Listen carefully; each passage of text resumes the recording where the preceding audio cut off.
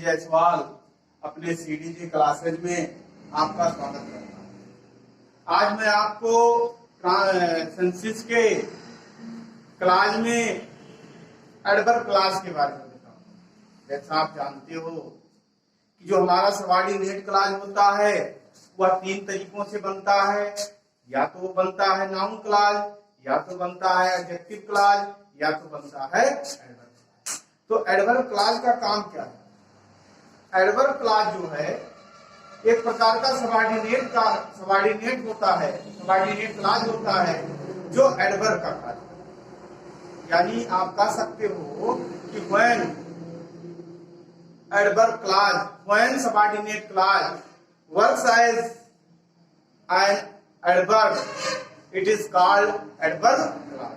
तो हम जो एडवर्ब क्लास बनाते हैं तो एडवर्ब क्लास हम 9 तरीके से बना सकते हैं। तो सबसे पहला जो इसमें आता है वो आता है स्विंग टाइम।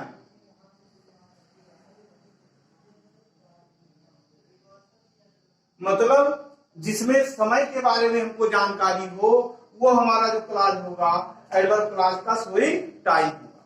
तो स्विंग टाइम में आपके कई कंजंक्शंस आते हैं, उसमें से मैं आपको कुछ यहाँ पे बता रहा हूं। जैसे आपका आता है when, as soon as, since, before, after, और इसके बाद आप कर सकते हैं टिल, अनटिल। इसमें से कुछ शब्द ऐसे हैं जो कंजंक्शन का भी कार्य करते हैं और आपके एडवर्ब का भी काम करते हैं। तो आप उन शब्दों को ध्यान दीजिएगा। जैसे ये आपका टिल है, प्रीपोजिशन का भी काम करता है और कंजंक्शन का भी काम करता है। उसी तरीके से आपका बिफोर है जो आपका एडवर्ब का भी काम करता है, कंजंक्शन का भी काम करता है और प्रीपोजिशन, तीन काम करते हैं। उसकी चर्चा कभी होगी। तो हम यहाँ पर पढ़ रहे हैं एडवर्ब क्लास में शोइंग टाइम। तो किसी वाक्य में अगर समय की ओर इंडिकेट किया जा रहा है तो हम इन्हीं कंजंक्शनों में से किसी एक का प्रयोग करके एक वाक्य में और दोनों वाक्यों को कंबाइन कर देंगे तो हमारा एडवर्ब क्लास बन जाएगा। जैसे मैं कहूं इंदिरा गांधी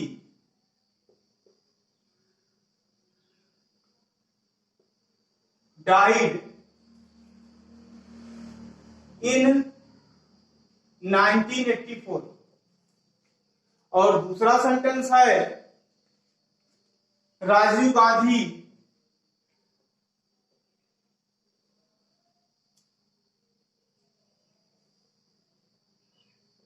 देयर आफ्टर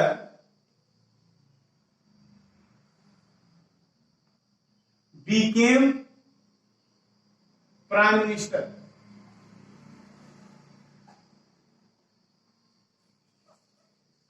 अब इस सेंटेंस में देखो, अगर हम इस वाक्य में व्हेन लगा दें तो हमारा चेंज हो जाएगा एडवर्ब क्लास, और दोनों वाक्यों को फिर कंबाइन कर देंगे ये बन जाएगा एडवर्ब क्लास। यानी हो जाएगा व्हेन इंदिरा गांधी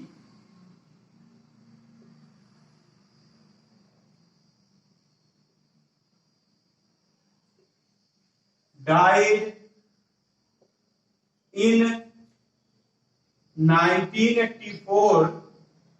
यहां पे ध्यान दीजिएगा, जब कंजंक्शन वाले वाक्य को हम वाक्य प्रारंभ में करते हैं तो दूसरे वाक्य से पहले हम यहाँ पर कॉमा लगाते हैं। अगर हम इस वाले वाक्य को बाद में लिखा और इस वाक्य को आप पहले लिखेंगे तो कॉमा का यूज नहीं होगा। ये कंजंक्शन वाला जो शब्द होगा अगर हम उसको क्या करते हैं बाद में ले जाते हैं तो ये हो जाएगा राजीव गांधी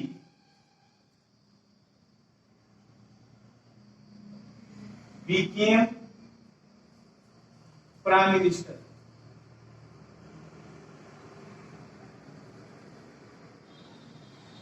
इस तरीके से हमारा वाक्य बन जाएगा। अगर इसी में एक वाक्य और देखें, जैसे दूसरा पहला था, दूसरा देखें, I waited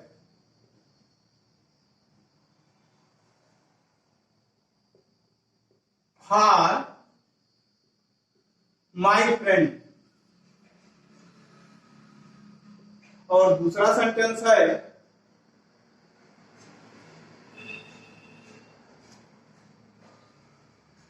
I waited till his arrival.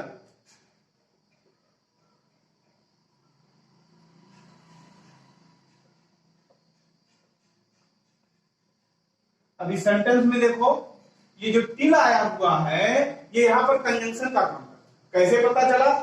क्योंकि आप देखो इस शब्द के तुरंत बाद यहाँ पर नाउन आया हुआ है, और जब हम जानते हो क्योंकि नाउन से पहले प्रीपोजिशन का यूज करते हैं, इस तरीके से हो गया। लेकिन अगर क्या हो जाएगा कि स्टिल को हम कंजंक्शन की तरह यूज करेंगे तो ये आपका ये कर्ता के रूप में इसको बनाना पड़ेगा, फिर क्रिया चाहिएगा, फिर होगा, तब ये जाकर के आपका हो जाएगा कंजंक्शन।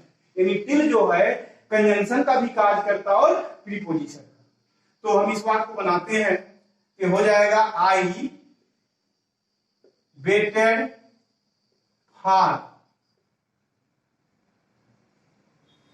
My friend. एक बात और आप ध्यान दो, वेट के बाद फार आता है, लेकिन वेट के स्थान पर अगर हम अवेट कर दें तो अवेट के साथ कोई प्रीपोजिशन नहीं आता, इस बात को याद रखिएगा। तो I waited for my friend until he arrived, ये सेंटेंस हमारा बन जाएगा। तो हमने आपको स्वयं टाइम के दो जो है वाक्य बनाए। अगला हम बनाते हैं जो तीसरा हमारा वाक्य होगा, या दूसरा जो पहला हमने बताया स्विंग टाइम होगा, तो स्विंग टाइम में आपको दो उदाहरण बताए गए। अब इसके बाद जो है दूसरा हम देखते हैं, टाइम के बाद आता है प्लेस। और आप जानते हो जो प्लेस है, प्लेस के लिए एक ही कंजंक्शन है रियल में, लेकिन आप एक वेयर आता है जो मेन कंजंक्शन है, आप चाहें तो वेयर एवर भी कर सकते हैं। यानी इसमें आपके स्विंग प्लेस में दो कंजंक्शन दिखेगा आपको, वेयर मेन है, कहीं कहीं पर आपको वेयर एवर भी लिखा हुआ मिल जाता है। तो अब हम इसका वाक्य बनाएं, अगर कोई जैसे ही fled somewhere, he fled somewhere, his परसूअर्स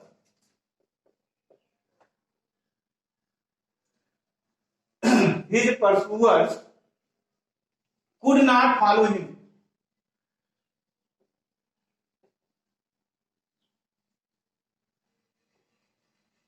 अभी सेंटेंस में देखो, अगर किसी सेंटेंस में मैंने बताया है आपको समवेयर, एनीवेयर, या आपका हियर, देयर, ये शब्द मिल जाते हैं तो हमको पता चल जाता है वो प्लेस की ओर डिनोट कर रहा है, और जहां पर प्लेस के बारे में बताया जाता है वहां पर हम कंजंक्शन क्या लगाते हैं, वेयर लगाते हैं।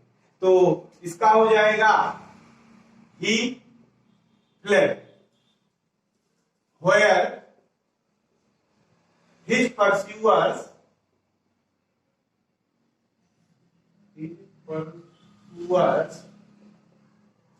could not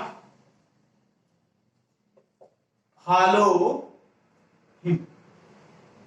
तो इस तरीके से हमारा सोइंग प्लेस हो जाता है। तो सोइंग प्लेस के बाद आपका जो आएगा अगला, पहला हो गया आपका क्या, सोइंग टाइम, दूसरा बताया गया सोइंग प्लेस, तीसरा होगा सोइंग रीजन। रीजन तो आप देखो कारण, तो कारण होगा तो उसमें आप जानते हो कंजंक्शन मेन आपका इसमें आएगा बिकॉज, आप सिंस लगा सकते हो, एज भी लगा सकते हो, और तीनों का अर्थ होता है हिंदी में क्योंकि या चूंकि। सिंस वाले में तो चूंकि हम लोग बोलते हैं। तो आपको यहाँ पर क्या क्या कंजंक्शन बताया गया। अगर आपको रीजन लाना है तो रीजन में आपके तीन कंजंक्शन आते हैं, बिकॉज आता है, सिंस आता है और एज आता है। तो इनके माध्यम से अब हम वाक्य बनाएंगे। जैसे रीजन बनाए, जैसे ही is week, he is week. दूसरा सेंटेंस है आई शैल टीच। अब इस सेंटेंस को हम कंबाइन करें, देखो यहां पे रीजन हो जाएगा अगर इस सेंटेंस को पहले बनाए। जैसे कहूं मैं आई शैल टीच, क्यों, I shall teach because he is weak. यहां पे रीजन हो गया। तो इस तरीके से हमारा यहाँ पर कंजंक्शन हो गया और ये बन गया आपका एडवर्ब क्लॉज। इसके बाद जो है रीजन के बाद आपका आता है कंडीशन।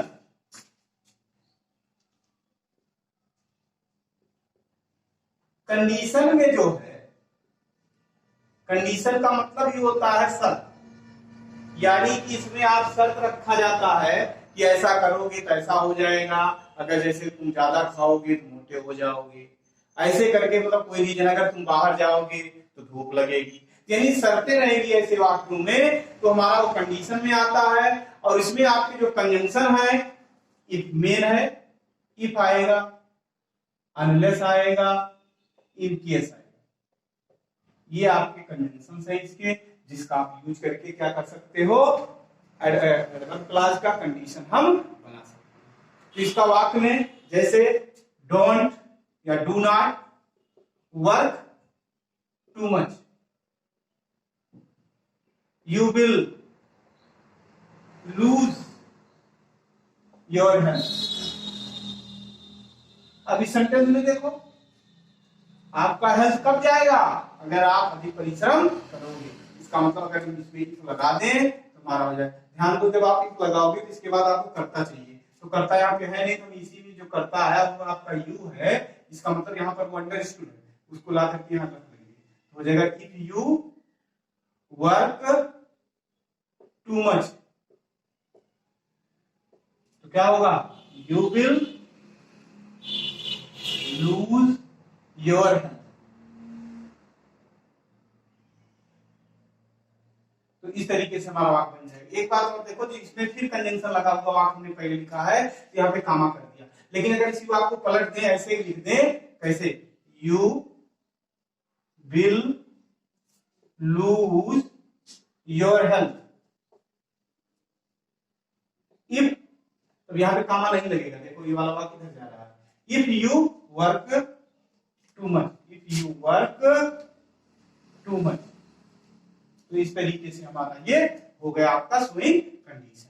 अब इसके बाद नंबर आता है आपके सोइंग कंडीशन के बाद, पहला आपको क्या बताया गया, सोइंग टाइम, दूसरा सोइंग प्लेस, तीसरा सोइंग रीजन, चौथा सोइंग कंडीशन, और पांचवा हो जाएगा सोइंग कंपैरिजन।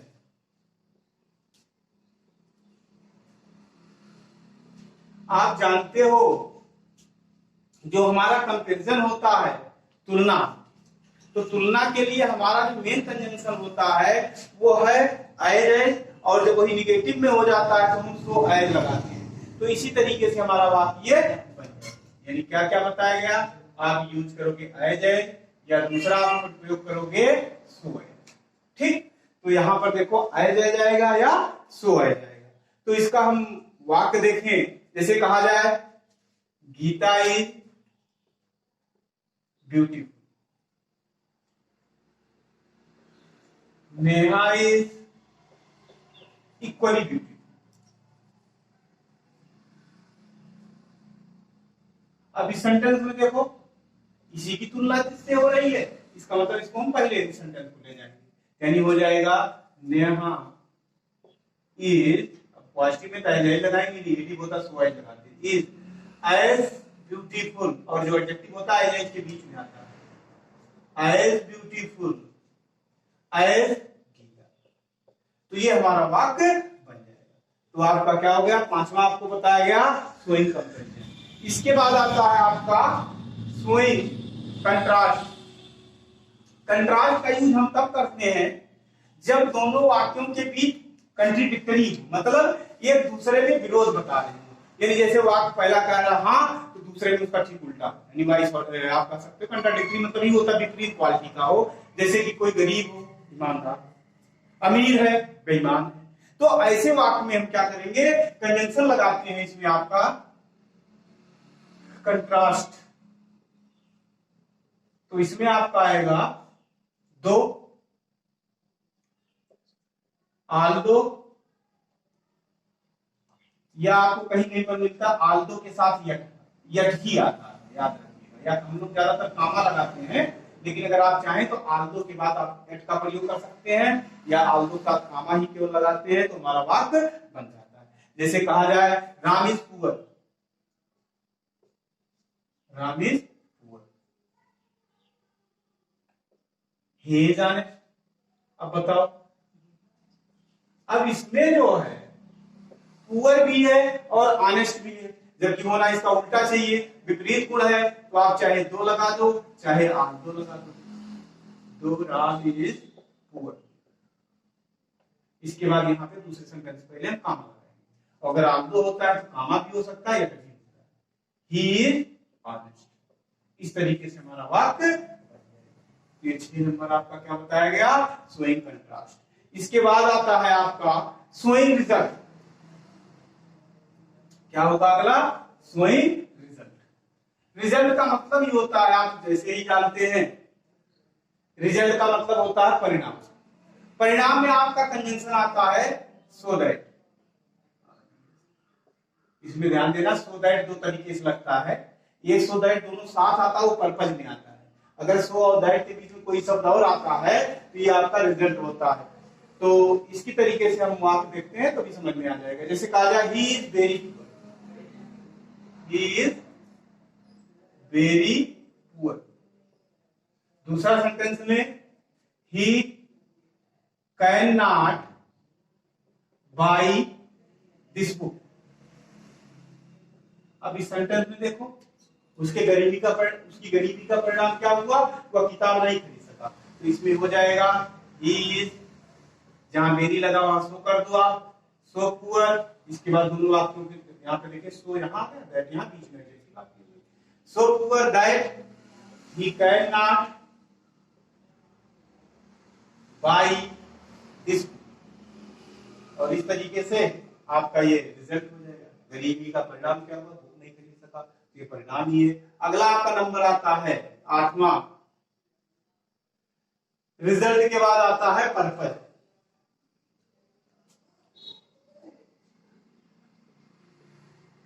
पर्पज में ही यही कंजंक्शन आएगा, लेकिन याद रखना ये दोनों सो दैट एक साथ हो जाएंगे। और इसका अर्थ होता है ताकि, और उसका अर्थ है सो दैट में जो स्पेस वाले में था, सो इसलिए कि।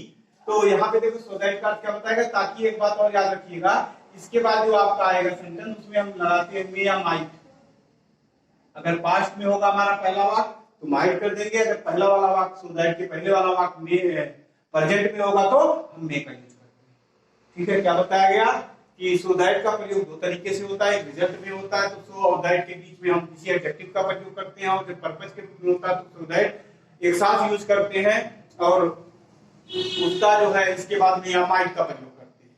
अब देखिए सेंटेंस में देखें, आई ड्रू माई स्वॉर्ड। दूसरा सेंटेंस है I drew my sword, I wanted to defend myself. I wanted to defend myself. अब इस सेंटेंस में देखो, तलवार ड्रू करने का उद्देश्य क्या था, डिफेंड करना अपने आप। तो ये बन जाएगा, क्या हो जाएगा, आई ड्रू माई स्वॉर्ड। अब यहाँ पे देखो दोनों कंजंक्शन, ये जो आपका कंजंक्शन है एक साथ आएगा, सो दैट। और इसके पश्चात मैंने क्या कहा था, जो भी करता आप करेंगे उसके तुरंत बाद मे या माइट आएगा। तो हमको ये देखना पड़ेगा, यहाँ देखो पास्ट डिफिनिट है, यदि पास्ट का है इसलिए यहाँ माइट होगा। अगर ये प्रेजेंट में होता तो यहाँ पर माइट के स्थान पर मे लगा। I might defend my self. Last जो आता है आपका पर्पज के बाद, पर्पज के बाद आपका आता है माइनर। जैसा नाम से ही पता है, माइनर और माइनर्स दो होते हैं, याद रखिएगा। माइनर आपका ढंग होता है और वो संस्कार होते हैं, रिचुअल। तो माइनर में आपके जो है दो कंजंक्शन आते हैं, एक आता है एज, और दूसरा जो आप यूज कर सकते हो वो है आपका सोफा। तो इसका वाक्य देखते हैं, यू हैव, क्या बताया गया, एज, और दूसरा बताया गया so far as. You have treated me in a certain way. I will treat you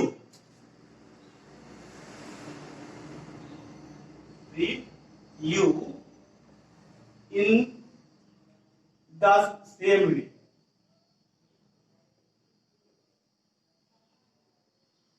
मतलब आप यूं समझो, इसका ये हुआ टिट फॉर ट्रैट जैसी स्थिति कि जैसे आप हमारे साथ करोगे वैसे हम आपके साथ करेंगे, टिट फॉर टैट। तो यहाँ पर देखो जो ऐसे ही ट्रीट हो रहा है जैसे आपने किया, इसको मेक कर देते हैं, ये हो जाएगा I will treat you as you have treated me, you have treated me. तो इस तरीके से आपका ये एडवर्ब क्लॉज यहाँ पर समाप्त होता है। और हम आशा करते हैं आपको यह मेरा वीडियो पसंद आया होगा। अगर पसंद आया है तो लाइक करें, शेयर करें, सब्सक्राइब करें। जय हिंद।